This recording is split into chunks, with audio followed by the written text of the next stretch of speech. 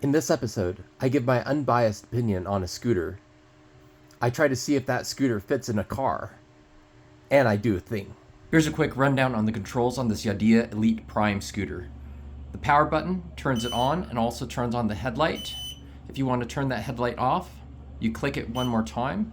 If you want to change speed modes, you click the power button twice.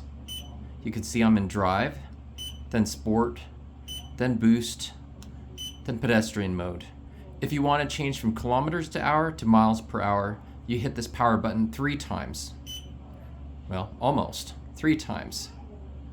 3 times. There you go. You have turning signals over here, left turn signal. That turns off after about 10 seconds. Right turn signal, as well as a little warning bell, which I really like. I like mechanical bells better than electronic bells. And you have your throttle, a regenerative brake, along with a front drum brake. And on the left-hand side, you have a rear disc brake. It also has a tail light, brighter brake light that flashes, and turn signal lights on both the left-hand side and right-hand side.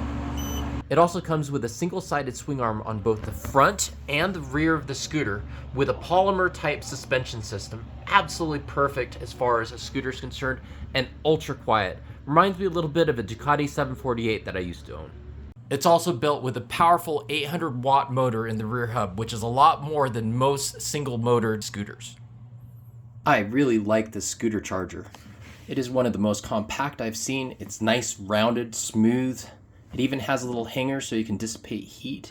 And it also has cord wraps built onto the cords themselves. On top of that, this has a magnetic connecting charging end.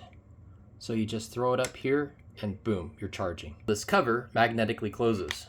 Okay, let's take this out for a test. In this first test, I have it in boost mode, which is the most powerful mode. And I'm going up a very, very steep grass hill. You can see I ran out of power right there. And now I have to get it up the hill. So I'm switching it over to pedestrian mode. And to get it going, unfortunately, you have to kick it up to about 3 kilometers an hour or 2 miles per hour. It's very hard to get that going on a hill. And you'll see I fail a number of times in other tests. But in this particular case, I'm able to grab it low on the stem and use that rear drive to help me push it up this very steep hill. What's really great about this scooter is that if you keep it on throttle in the pedestrian mode, it'll hold that low speed even down an extremely steep decline. It's almost like a low range. Here you can see I've miskicked the first couple of times. All right, now I got it right.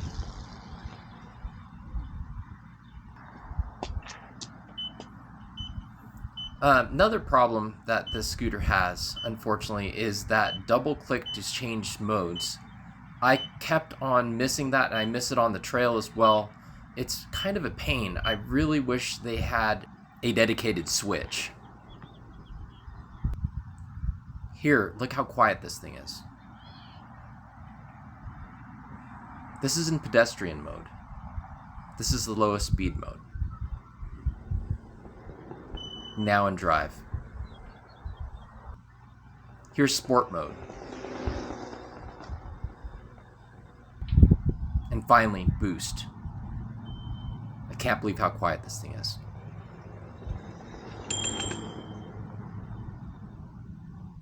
Here are some quick acceleration tests. This is drive. Then sport, finally boost. This is one of the steepest paved surfaces you can find, and you can see I miskicked there. Really hard to get going up a hill. This is in pedestrian mode, and check it out. In pedestrian mode, it can crawl up this hill. Incredibly capable even at slow speeds. And once again, demonstrating that really slow downhill using just the pedestrian mode. And here's drive.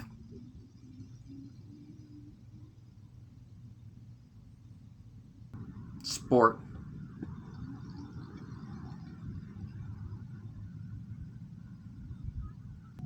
And finally boost.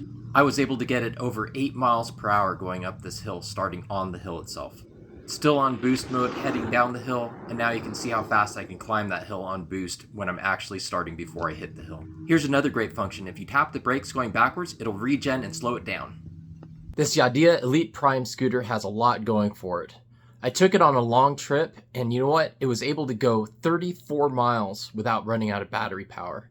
That's amazing for a scooter of this size and this caliber. Some of its best features, as I've noted, is super quiet, great suspension. It's really plush. I really enjoy it. It feels like a luxury scooter. And it's definitely the best single motor scooter I think there is. I think it beats the Segway G2 Max because it has a better suspension and a more powerful motor, while still retaining the same range. But it's still not good enough. This scooter gives so many capabilities, I want to take it on the trail, and that's where it has let me down. It just doesn't have the climbing ability, it doesn't have the ability to go over steep terrain, or through gravel. So, Yadea, please give us the Double Prime. Put a second motor up front here instead of a drum brake.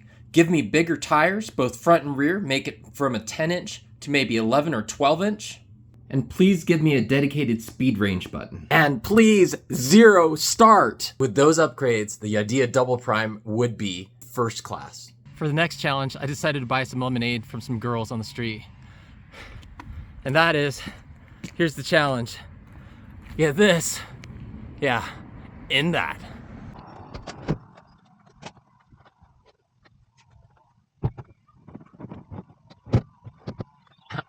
Yeah, this is gonna be interesting.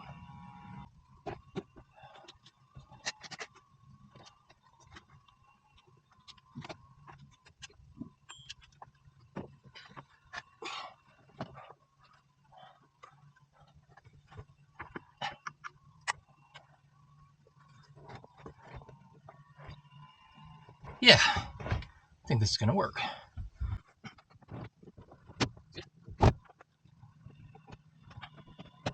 All right, let's see if I fit.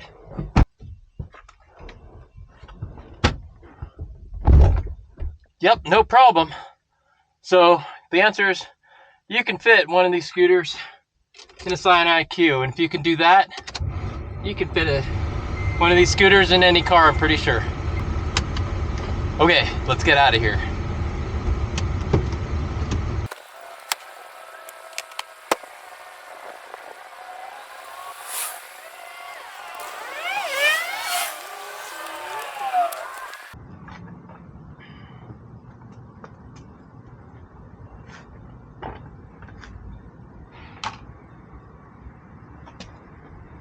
Ta-da.